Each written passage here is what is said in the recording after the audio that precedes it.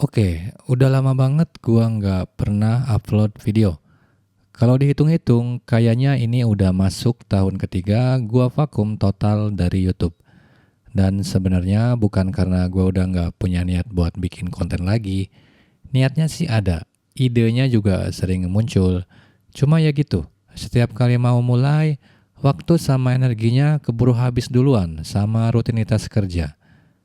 Sampai akhirnya gua mutusin buat balik konten lagi, bukan karena semuanya udah settle dan sempurna, tapi karena kalau nunggu sempurna kayaknya nggak akan pernah mulai.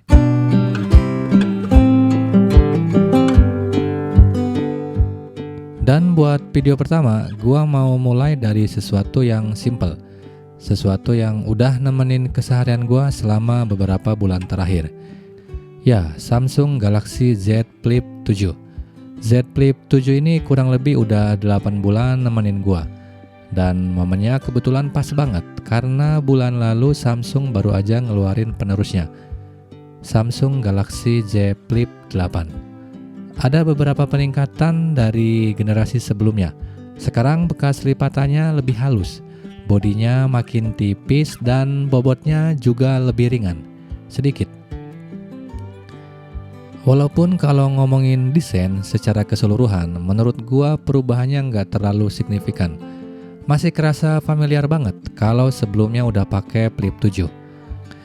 Tapi ada satu bagian yang paling menarik perhatian gua, cover screen-nya. Sekarang layar depannya makin fungsional. Gestur dan beberapa aktivitas yang biasanya gua lakuin di layar utama, sekarang bisa langsung gua lakuin dari cover screen-nya. Mulai dari buka aplikasi, balas chat, sampai akses beberapa pengaturan tanpa harus buka HP-nya. Sebetulnya di Flip 7 juga gue udah bisa ngelakuin hal yang sama, tapi dengan bantuan aplikasi Good Lock. Jadi waktu lihat Flip 8, gue memang tertarik. Tapi pertanyaannya, cukup tertarik buat upgrade atau enggak? Dan ini justru alasan utama gue bikin video ini. Kenapa sampai sekarang gua masih pakai Flip 7 ini? Bukan karena gua nggak tertarik sama Flip 8, tapi setiap kali kepikiran buat upgrade, gua selalu nanya ke diri gua sendiri, upgrade ini emang kebutuhan atau gua cuma pengen karena ada seri baru aja? Dan sampai sekarang jawabannya masih sama, masih belum butuh. Karena selama kurang lebih 8 bulan pakai Flip 7 ini sebenarnya hampir nggak pernah ada momen di mana gua ngerasa HP ini udah nggak cukup buat gua. Ya kecuali satu hal, baterainya. Kalau dipakai seharian apalagi pas kerja cukup intens, baterainya tuh udah ngos-ngosan banget. Belum lagi kalau ngecharge sampai 100% lumayan makan waktu lama. Kurang lebih bisa sampai 1,5 jaman. Tapi di luar itu, semua yang gue butuhin masih bisa dilakuin dengan baik. Buat kerja masih oke. Buat komunikasi sehari-hari juga masih aman. Bahkan istri gue sering pakai HP ini buat selfie dari cover screen-nya. Jadi secara fungsi, nggak ada kebutuhan gue yang tiba-tiba hilang, cuma karena sekarang udah ada Flip 8. Dan buat gue itu justru jadi tolok ukur yang lebih penting daripada sekedar ada yang lebih baru. Karena kalau gua upgrade cuma karena ada versi terbaru, sementara HP yang sekarang masih memenuhi kebutuhan gua. Ya rasanya gua cuma beli karena pengen punya yang baru aja, bukan karena emang betul-betul butuh. Apalagi kita ngomongin barang yang harganya udah belasan juta gini. Jadi untuk sekarang gua tetap pakai Flip 7 aja dulu.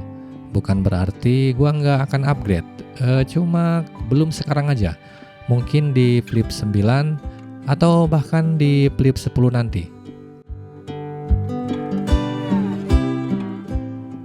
Nah, setelah 8 bulan dipakai hampir setiap hari, tentunya ada hal yang gua suka dan ada juga yang ya mau nggak mau gua harus terima. Kita mulai dari yang gua suka dulu. Yang pertama, jelas bentuknya. Ini mungkin alasan paling sederhana kenapa sampai sekarang gua masih suka pakai HP lipat ini. Pas dilipat, ukurannya jadi kecil banget. Masuk kantong gampang, nggak terlalu nonjol, dan enak dibawa kemana-mana. Kedengarannya kayak hal kecil, tapi karena ini sesuatu yang gua rasain setiap hari, efeknya lumayan besar. Yang kedua, cover screen-nya. Awalnya gua pikir layar depan ini bakal jadi gimmick gitu. Ya yang paling cuma seru dipakai seminggu, 2 minggu, terus bosen gitu. Ternyata enggak, justru makin lama makin sering kepake. Ngecek jam, lihat notifikasi, ganti lagu, kadang bales chat jadi lebih cepet. Hal-hal kecil kayak gitu yang biasanya harus buka HP, sekarang bisa gue lakuin dari layar depannya aja. Dan ternyata interaksi kecil kayak gini bikin pengalaman pakainya itu terasa beda. Tapi tentu nggak semuanya nyenengin. Ada hal-hal yang ya mau nggak mau gue harus terima. Yang pertama, crease atau bekas lipatannya.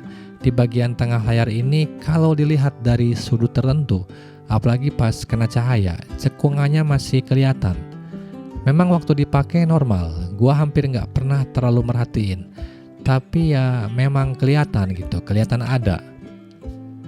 Dan yang kedua, balik lagi baterainya. Kalau hari itu kerjaan gue lagi cukup banyak, sering buka WhatsApp, nonton YouTube, ngecek-ngecek toko online, dan buka aplikasi terus-terusan. Kadang dalam sehari gue bisa ngecharge sampai 3 kali. Lumayan, kemana-mana harus selalu bawa charger atau powerbank. Tapi 2 hal itu sampai sekarang belum bikin gue nyesel pakai HP lipat ini. Karena dari awal gue sadar desain kayak gini tuh pasti punya trade-off-nya. Nggak ada barang yang benar-benar sempurna.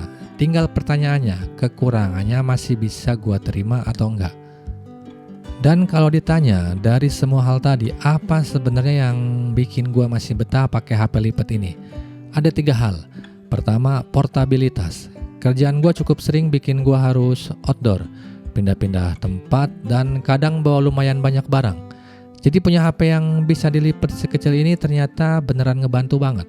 Tinggal lipat, masuk kantong, selesai. Kedua, flex mode. Ini juga fitur yang awalnya nggak terlalu gua pikirin. Kayaknya ya udah, HP-nya bisa ditekuk setengah, tapi makin sering dipakai ternyata makin kelihatan gunanya. Buat video call, HP tinggal ditaruh di meja aja, dan dia bisa berdiri sendiri. Mau foto berdua atau foto rame-rame juga nggak harus pakai tripod atau nyenderin HP-nya ke barang lain. Simple, tapi kepake. Beneran. Dan yang ketiga, balik lagi ke cover screen-nya. Sekarang gue udah terbiasa ngelakuin hal-hal kecil tanpa harus buka HP sepenuhnya. Jadi tinggal lirik layar depan aja, selesai. Dan menurut gue kombinasi 3 hal ini yang akhirnya bikin Flip 7 masih terasa cocok sama keseharian gue. Bentuknya ringkes, flex modenya kepake, dan cover screen-nya juga fungsional. Jadi walaupun sekarang ada HP yang lebih baru, lebih tipis, lebih ringan, dan secara spesifikasi lebih bagus juga, belum tentu otomatis bikin HP yang gua pakai sekarang jadi nggak cukup. Karena pada akhirnya yang paling penting buat gua bukan punya spek paling baru, tapi punya barang yang memang cocok sama cara pakai gua sehari-hari. Jadi kurang lebih itu cerita gua setelah 8 bulan bareng Samsung Galaxy Z Flip 7 ini. Dan sekalian juga jadi video pembuka setelah gua cukup lama nggak muncul di channel ini. Video ini emang bukan review teknis. Gua nggak mau bahas benchmark, angka-angka performa, atau ngebandingin spesifikasi satu persatu. Ini lebih ke cerita pengalaman gua aja tentang kenapa sampai sekarang gua masih bertahan sama barang yang udah nemenin keseharian gua selama beberapa bulan terakhir. Dan buat kalian yang masih nonton sampai bagian ini, makasih udah nemenin gue balik lagi ke sini. Sampai ketemu di cerita berikutnya.